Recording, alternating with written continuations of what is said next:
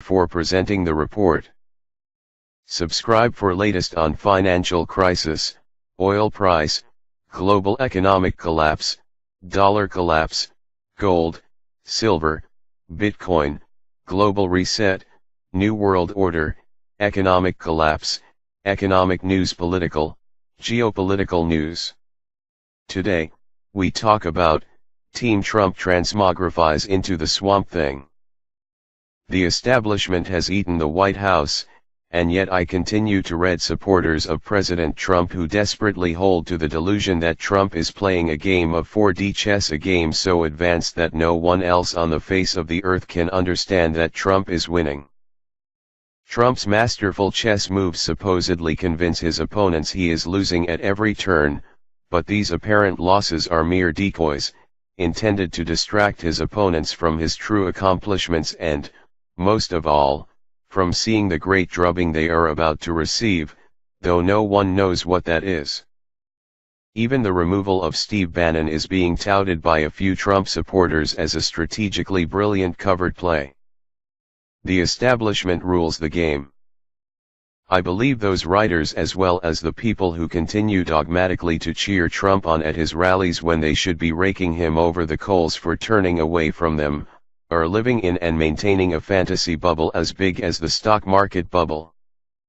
Trump's turning was underscored with the recent termination of Steve Bannon, which leaves the White House almost wholly remade into an establishment wonderland where many of the top offices are either run by Democrats or by military brass. All of this comes amid a Democrat takeover of the West Wing, with Republicans being pushed out of the White House.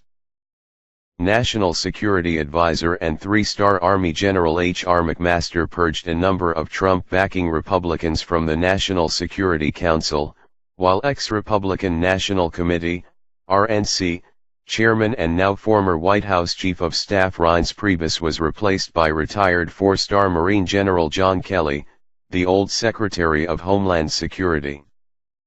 Jared Kushner, the president's son-in-law, and his wife Ivanka Trump, as well as National Economic Council Director Gary Cohn, have all seen a rise in prominence in the West Wing.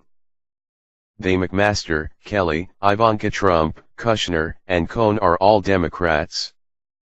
Successfully seizing almost all of the reins of power in the White House does not mean the left has stopped fearing Trump or that the establishment feels it has won the game and can now relax.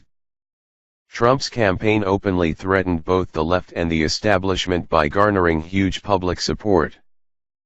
Candidate Trump overtly threatened the military-industrial complex with all of his arguments against further U.S. policing of the world and against the United States' imperial attempts at nation-building in the Middle East. However, the notion that the establishment is about to lose in a clever fourth-quarter reversal of the game by Trump this year is ludicrous. This predicted surprise has been talked about for months. Though it hasn't happened, Trump's supporters will say that is just because Trump is still building toward his final masterful play, and then you'll see. That's how denial works. The left and its anarchists, along with establishment Republican politicians, continue to push the game hard against Trump because they are leaving nothing to chance. They will do a full court press to the finish, but clearly the momentum of the game is in their direction. Trump's Goldman advisors, for example, have convinced him that banks need to be freed up again to gamble with their depositors' money. Goldman Sachs reportedly is now pushing to kill pesky investment banking legislation created in Obama-era battering after President Donald Trump has made two company alumni his point men on financial regulation. The new team in Washington could not have come at a more important time for Goldman. The bank that received a $10 billion bailout from U.S. taxpayers in 2008 is looking to the Trump administration for another helping hand, this time from what Goldman sees as overbearing regulation exacerbating its current trading funk, the Financial Times explained. Goldman's securities trading division has fallen on hard financial times. Post-crisis regulation has curtailed the operation. In 2007, the bank's net trading revenue from bonds, currencies, and commodities peaked at $16.2 billion. Last year, notwithstanding some reorganization, the rough equivalent was $7.60 billion, the FT reported. The main culprit in Goldman's eyes is the Volcker rule, a ban on banks placing market bets with their own money, a bulwark against future crises requiring public bailouts. This month, Trump followed his GS buddies' bidding and decided to bring the Volcker rule under review. As far as I'm concerned, the Volcker rule did not go far enough. We should have gone back to Glass-Steagall. Stepping away from Glass-Steagall is where things really fell apart in the financial crisis that created the Great Recession. However, moving back in that direction is not where Trump's review of the Volcker rule is intended to go. The establishment's endgame. Even though the establishment largely owns the White House now, they will still try to annihilate Trump politically. They want to take him out of the game so completely that neither he nor anything like him ever raises its squirrel-topped noggin again. It's a two-pronged strategy: 1. Win Trump over on everything they can to minimize damages and even use him to accomplish their bankster/military agenda, but 2. Seek always to destroy him and his supporters anyway. The fact that they win a lot of what they want from Trump doesn't mean they like him. He is still a loose cannon, and his supporters are the greatest risk to their unfettered greed. They will try to use Trump to demonstrate to all who support him that their cause is hopeless.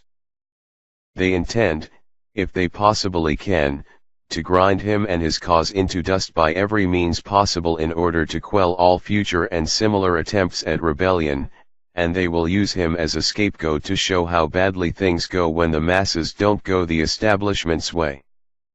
Thus they want to destroy him into the dust in order to take his supporters down with him. Bannon the Barbarian went bust. The recent termination of Steve Bannon by General Kelly is the clearest proof that the Goldman Sachs team and the military-industrial complex that Goldman loves to finance is winning.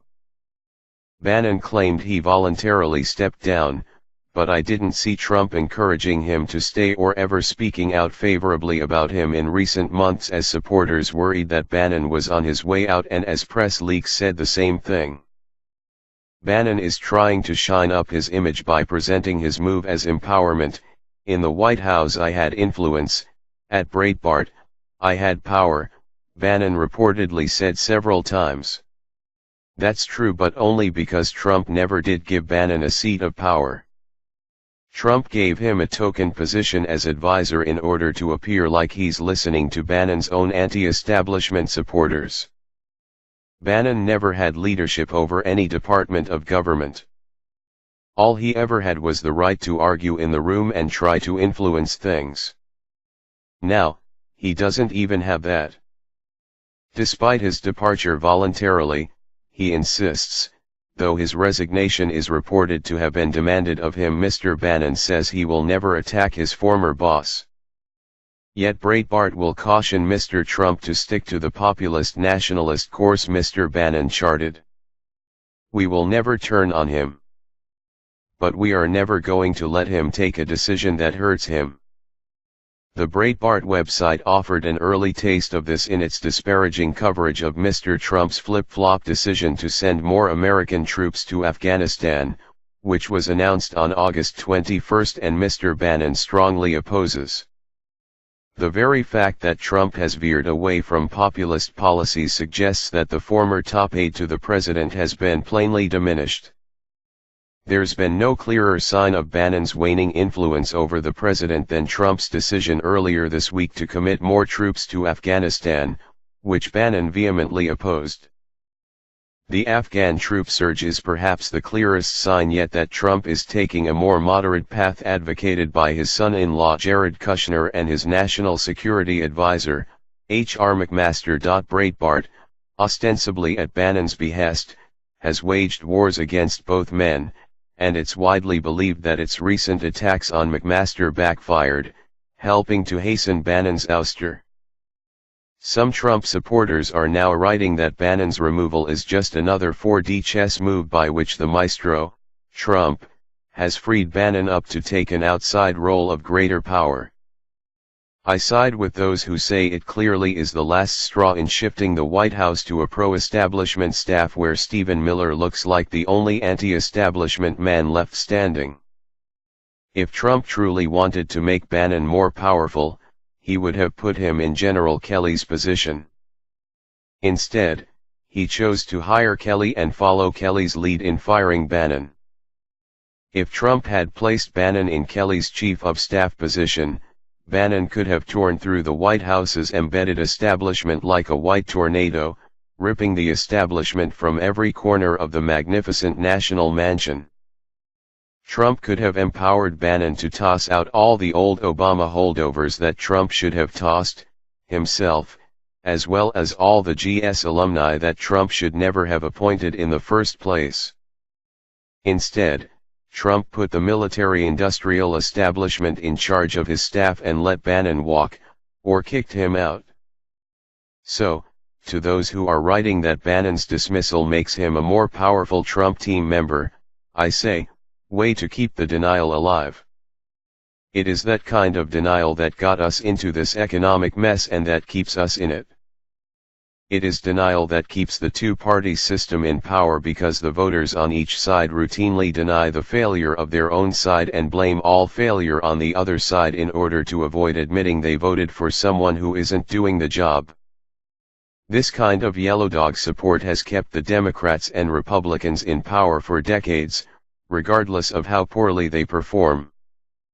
Denial keeps trickle-down economics to the smallest trickle imaginable as people of average means choose to maintain the fantasy that someday the floodgates will open and wealth will pour down upon them, too.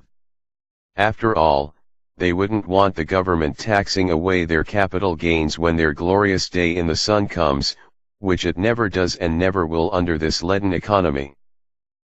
Based on that fantasy, they hand the wealthy the lowest tax rates by giving them a special reduced rate, called the capital gains tax, on the one form of income that the wealthy most rely on and that least often benefits anyone else. They don't seem to realize that a lower capital gains tax means other things get tax increases to make up the deficiency their things. That is Plan Trump. More of the same trickle-down baloney, only on steroids this time, coupled with a return to bankster deregulation because we all know that banks just aren't making enough money anymore. To continue to support Trump when you see such blatant erosion of your goals is to cheer him on for joining the other side. He needs, instead, to hear the rebellion of his base loud and clear. Nothing would strike fear into Trump's boastful heart so much as seeing his cheering base turn on him for turning away from them.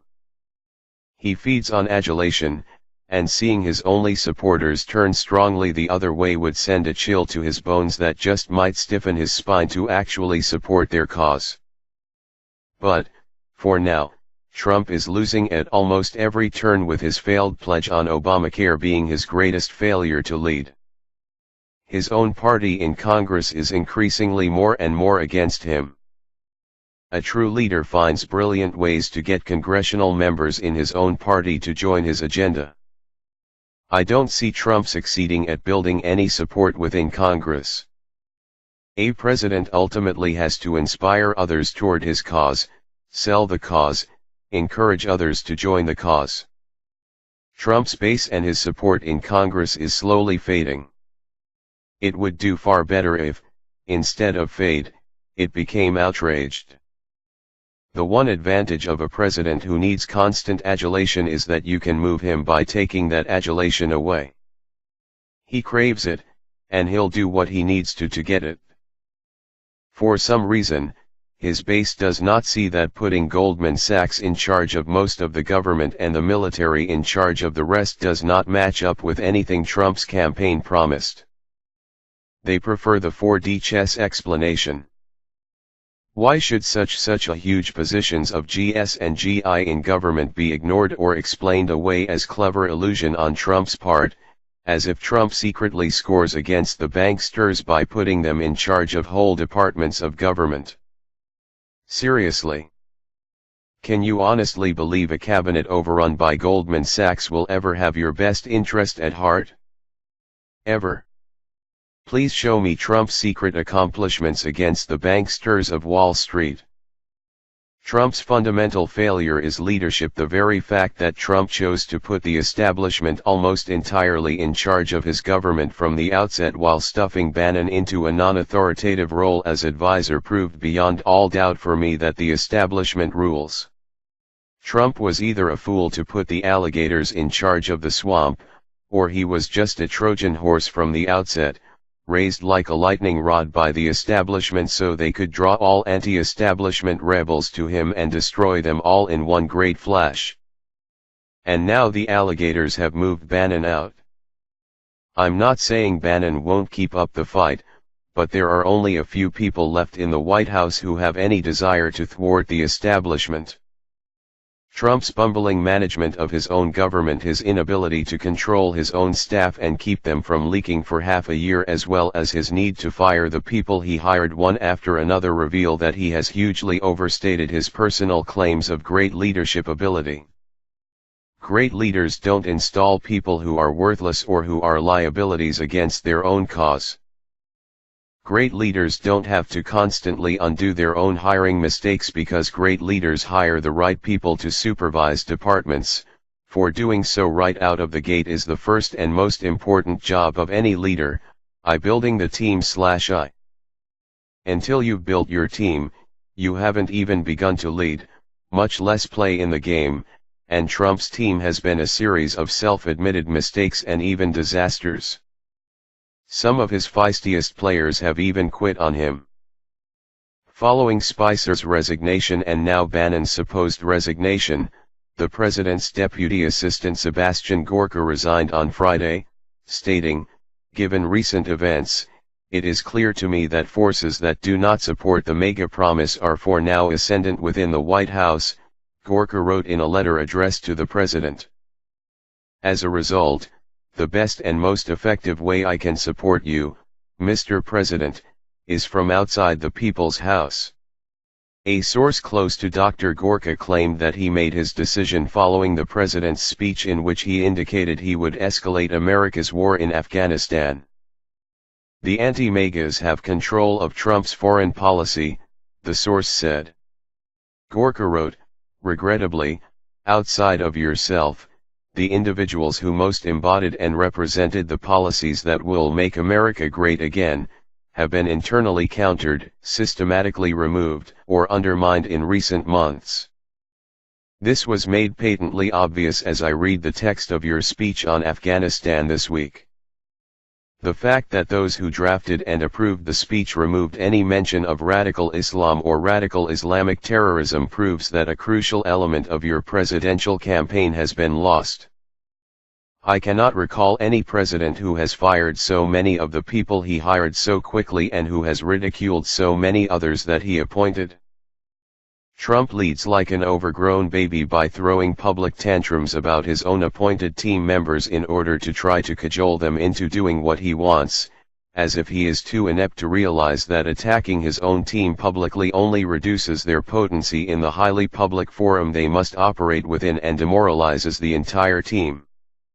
Trump anoints powerful people into high places and then tweets them to death in order to diminish their power, as if he feels any prestige they gain threatens him.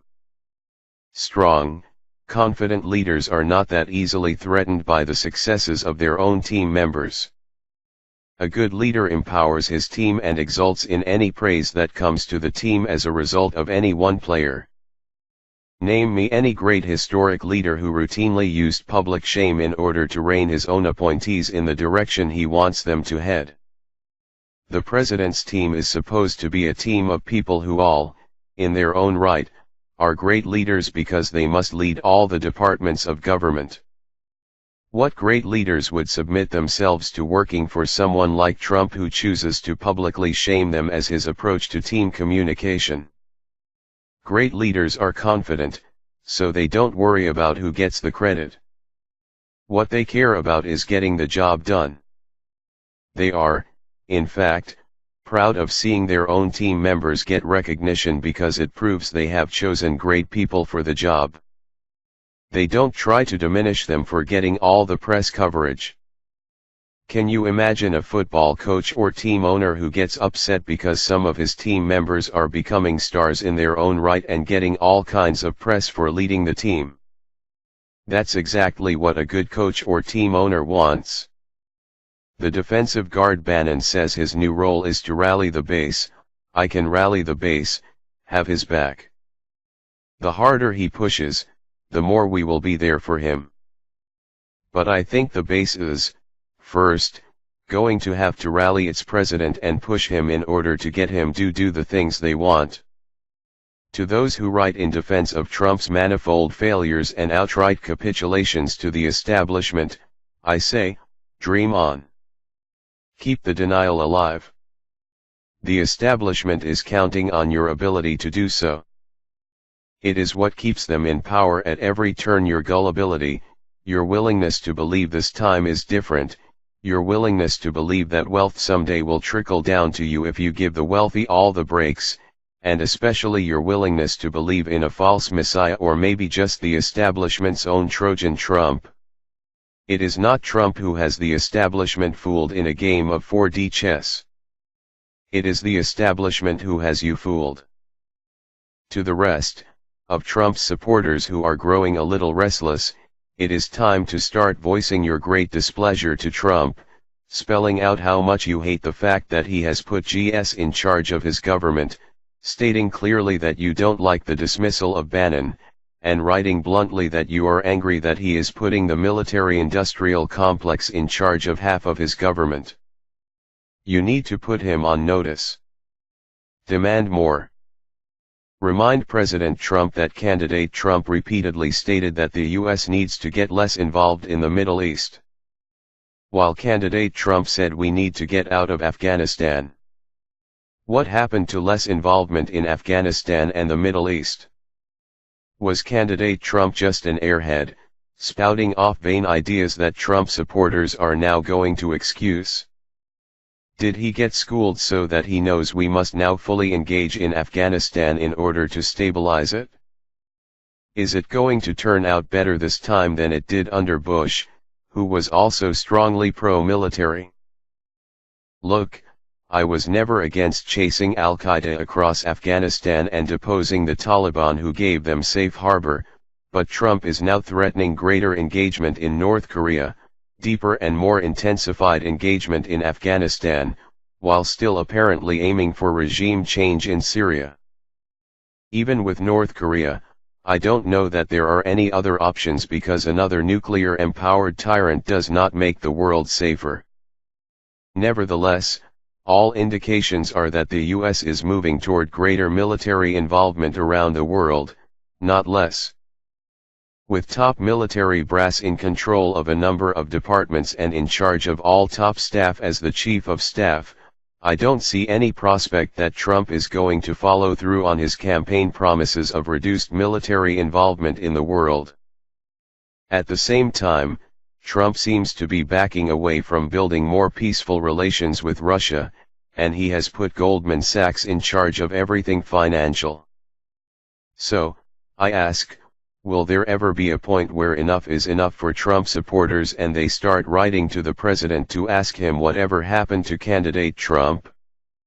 When will Trump's rallies start to turn around and quit stoking him with endless indulgences and praise? When will his rally attendees bawl him out for giving away the farm? Because Trump craves the applause of his supporters, they are the only ones who have power to steer him in the right direction. Rather than rallying the supporters behind Trump, I want to rally them to demand Trump become the president he said he was going to be. I don't think we could possibly have a White House more wholly owned by the swamp than this present one. Even Obama didn't have as many GS suits and military brass running the show. Is this what you voted for? It certainly isn't anything like I thought an anti-establishment White House would look like, but then I never thought Trump would deliver an anti-establishment White House. I predicted he'd more than likely turn out to be a Trojan horse for the establishment or, in the very least, their scapegoat, and either of those look more and more likely with each passing month. Trump may stick a finger in the eyes in the press in order to stay in the spotlight, but the establishment now owns the White House.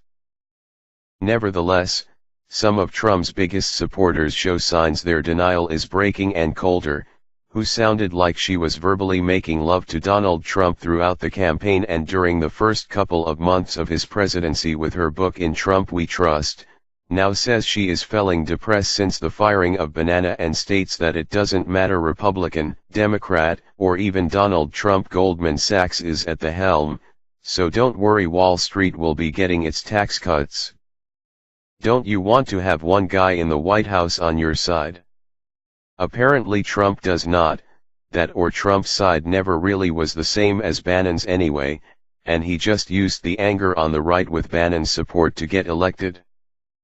Trump goes to those rallies for his own personal refueling, so he'll feel the heated change in the one forum he loves if his supporters stop cheering this turncoat. It's time to make it known in letters. Speak up now if you are ever going to move your candidate in the direction you intended for him to go, because, as it stands right now, Goldman Sachs and the military own the White House, lock, stock and smoking barrels. But, when you call the White House, don't be surprised when they answer, Kushner, Cohn, Kelly and Munchkin, because those are the people in charge now, while Trump is apparently sitting on the toilet and scribbling on the walls and giving teleprompter speeches about Afghan wars that he doesn't appear to really want to give.